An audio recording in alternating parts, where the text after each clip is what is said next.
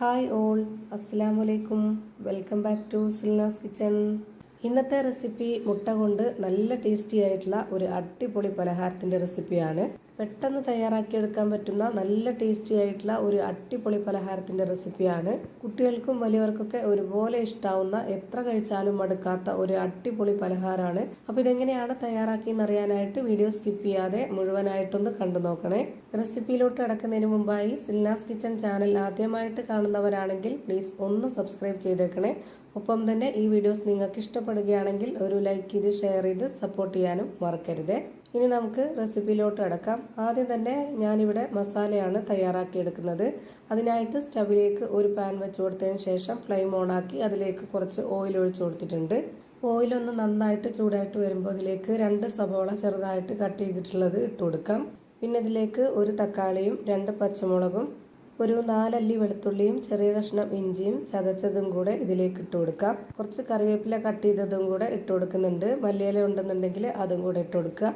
ഇനി നമുക്കിതിലേക്ക് കുറച്ച് പൊടികൾ ചേർത്ത് കൊടുക്കാം. ആദ്യം തന്നെ ഒരു 1/2 സ്പൂൺ അളവിൽ കുരുമുളക് പൊടി, 1 സ്പൂൺ മുളക് പൊടി, ഒരു 1/4 സ്പൂൺ അളവിൽ പെരിഞ്ജീരകപ്പൊടി, മഞ്ഞൾപ്പൊടി, ഗരം മസാലപ്പൊടി, ആവശ്യത്തിനുള്ള ഉപ്പ് ഇത്രയും ഇട്ട് കൊടുത്ത ശേഷം ഇത് നല്ലപോലെ ഒന്ന് ഇളക്കി യോജിപ്പിച്ച് കൊടുക്കാം. നമ്മുടെ ഈ ഒരു മസാല ഒരുപാട് അങ്ങ് വെന്ത് കുഴഞ്ഞു പോകേണ്ട ആവശ്യമില്ല, കടിക്കാനായിട്ട് കിട്ടണം. അതിനുവേണ്ടി തന്നെ നമ്മുടെ ഈ ഒരു പൊടികളുടെയൊക്കെ പച്ചമണം മാറി കിട്ടുന്നവരേക്കും മാത്രം ഇതൊന്ന് അടച്ചു വെച്ച് വേവിച്ചെടുത്താൽ മതി. ഒരു 2-3 മിനിറ്റ് അത്രയും മാത്രം ഇത് വേവിച്ചാൽ മതി. ഇപ്പോൾ നമ്മുടെ മസാല റെഡിയായി കിട്ടിയിട്ടുണ്ട്. ഇനി ഇതിന്റെ ഫ്ലെയിം ഓഫ് ചെയ്ത് കൊടുക്കാം. ഇനി അടുത്തതായിട്ട് ഞാനിവിടെ എടുത്തിട്ടുള്ളത് സമൂസ ഷീറ്റാണ്. സമൂസ ഷീറ്റിലല്ലാതെ നമുക്ക് സാധാരണ മൈദമാവ് കുഴച്ചിട്ട് നന്നായിട്ട് പരത്തിയിട്ട് കട്ട് ചെയ്തിട്ട് ഈ ഒരു വലുപ്പത്തിൽ എടുക്കാവുന്നതാണ്. ഞാനിപ്പോൾ എളുപ്പത്തിന് വേണ്ടിയിട്ട് ഇതുപോലെ സമൂസ ഷീറ്റ് വെച്ചിട്ടാണ് ചെയ്തിട്ടെടുക്കുന്നത്. നോമ്പൊക്കെ ആയതുകൊണ്ട് കുഴയ്ക്കാനും എടുക്കാനൊക്കെ എല്ലാവർക്കും മടിയായിരിക്കും. ഇനി ഇതിലേക്ക് കുറച്ച് മസാല വെച്ച് കൊടുത്തിട്ട് അതിനൊന്ന് ഇതുപോലെ പരത്തി വെച്ച് കൊടുക്കണം. ഇനി ഒരു പുഴുങ്ങിയ മുട്ട എടുത്തതിന് ശേഷം ഈ ഒരു വീതിയിലൊന്ന് കട്ട് ചെയ്തിട്ടെടുക്കാം. കട്ട് ചെയ്തെടുത്തിട്ടുള്ള പീസ് ഇതേപോലെ വെച്ച് കൊടുക്കണം. അതിൻ്റെ തൊട്ടടുത്ത് തന്നെ അടുത്ത പീസും വെച്ച് കൊടുക്കണം. അതിൻ്റെ മുകളിൽ വെച്ച് കൊടുക്കരുത്, അപ്പോൾ അതിൻ്റെ ഷേപ്പും ആകൃതിയൊക്കെ വ്യത്യാസമാവും. ഇനി ഇതിൻ്റെ അറ്റം ഒട്ടിച്ചു കൊടുക്കാനായിട്ട് ഞാൻ ഇതുപോലെ കുറച്ച് മൈദപ്പൊടി വെള്ളത്തിൽ കലക്കി എടുത്തിട്ടുണ്ട്. ഇതുപോലെ ഈ ഒരു ബ്രഷിൽ ഈ മൈദാമാവ് ഒന്ന് മുക്കിയെടുത്തതിന് ശേഷം ഇതിലേക്കൊന്ന് സ്പ്രെഡ് ചെയ്ത് കൊടുക്കുന്നുണ്ട്. ഇത് മടക്കി കൊടുത്തതിന് ശേഷം എണ്ണയിലിട്ട് ഫ്രൈ ചെയ്തെടുക്കുന്ന സമയത്ത് പൊട്ടിപ്പോവാതിരിക്കാൻ വേണ്ടിയിട്ടാണ് ഇങ്ങനെ ചെയ്യുന്നത്. അല്ലാന്നുണ്ടെങ്കിൽ ഇതിൻ്റെ ഉള്ളിലുള്ള മസാലയൊക്കെ പുറത്തോട്ട് പോകും.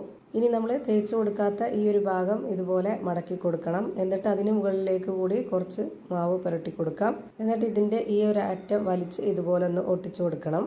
ഇനി അടുത്തതായിട്ട് ഈ ഒരു ഭാഗം കൂടെ ഇതുപോലെ വലിച്ച് 2 സൈഡും ഒട്ടിച്ചു കൊടുക്കണം. ഒന്ന് നന്നായിട്ട് അമർത്തി പ്രസ് ചെയ്ത് കൊടുക്കണം. അപ്പോഴാണ് ഇത് നന്നായിട്ട് ഒട്ടിയിരിക്കുക. ഇതേപോലെ തന്നെ നമ്മളെല്ലാം ചെയ്തിട്ടെടുക്കണം. ഇപ്പോൾ ഇതിൻ്റെ ഉള്ളിലുള്ള മസാലയൊന്നും പുറത്തു പോവാത്ത രീതിയിൽ നന്നായിട്ട് ഒട്ടിച്ചെടുത്തിട്ടുണ്ട്. ഇനി നമുക്ക് ഇതേപോലെ തന്നെ നേരെ എണ്ണയിലേക്ക് ഇട്ട് കൊടുത്ത് ഫ്രൈ ചെയ്തെടുക്കാവുന്നതാണ്.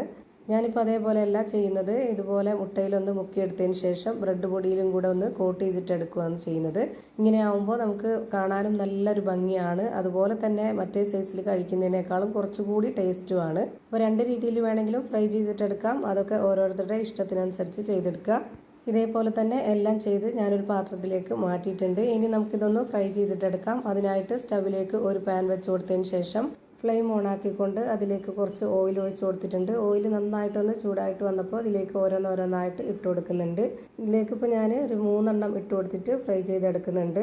ഇത് വേവിച്ചെടുക്കാനായിട്ട് ഒരുപാട് ഫ്ലെയിമിൻ്റെ ആവശ്യമില്ല. ഒരു മീഡിയം ഫ്ലെയിമിലിട്ടിട്ട് വേണം ഇത് വേവിച്ചെടുക്കാനായിട്ട്.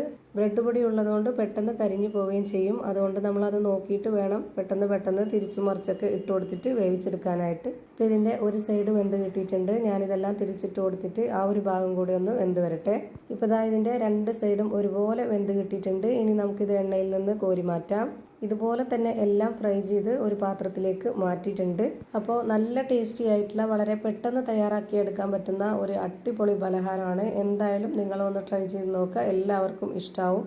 ഇതിൻ്റെ അകം എങ്ങനെയാണ് ഇരിക്കുന്നതെന്ന് അറിയാനായിട്ട് ഞാനിതൊന്ന് കട്ട് ചെയ്ത് കാണിച്ചു തരാം. അപ്പോൾ ഇത്രയേ ഉള്ളൂ ഇന്നത്തെ വീഡിയോ ഇഷ്ടമായാൽ ലൈക്ക് ചെയ്യാനും കമൻറ്റ് ചെയ്യാനും ഷെയർ ചെയ്യാനും മറക്കരുത്. അതുപോലെ തന്നെ ഞാനിടുന്ന പുതിയ വീഡിയോസ് നോട്ടിഫിക്കേഷനായിട്ട് കിട്ടുന്നതിന് വേണ്ടി സബ്സ്ക്രൈബ് ചെയ്ത് ബെല്ലൈക്കൺ അമർത്തി അതിൽ ഓൾ എന്ന ഓപ്ഷൻ എനേബിൾ ചെയ്ത് കൊടുക്കാനും മറക്കരുത്. പുതിയൊരു വീഡിയോയുമായി വീണ്ടും വരും. Thank you for watching.